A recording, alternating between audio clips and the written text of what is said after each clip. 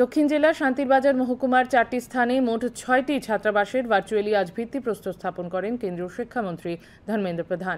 প্রধানমন্ত্রী জনমন প্রকল্প এবং ধরতি আবা জনজাতি গ্রামীণ উৎকর্ষ অভিযান প্রকল্পের অধীনে 50 শয্যা বিশিষ্ট আবাসন হস্টেলগুলি তৈরি করা হবে। এ উপলক্ষে দক্ষিণ জেলার কোয়াইফাং কৃষ্ণরামপাড়া উচ্চ বিদ্যালয়ের হস্টেলের ভিত্তিপ্রস্তর স্থাপন অনুষ্ঠানে উপস্থিত ছিলেন সভামন্ত্রী শুক্লাচরণ আতিয়া। দক্ষিণ জেলার জেলাশাসক মোহাম্মদ সাজ্জাদ পি, জোলাইবাড়ি পঞ্চায়েত সমিতির চেয়ারম্যান তাপস দত্ত প্রমুখ। অনুষ্ঠানে সভামন্ত্রী এ ধরনের প্রকল্পের উদ্দেশ্য তুলে ধরেন।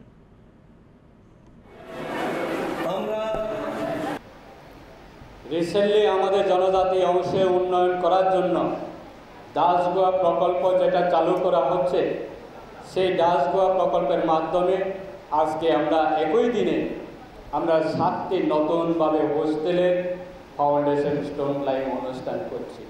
পিছিয়ে পড়া জনজাতি অংশের জন্য শিক্ষার ব্যবস্থা, গ্রামীণ এলাকায় জনজাতি অংশের মানুষকে শিক্ষিত করার জন্য আজকে এই যে উদ্যোগ।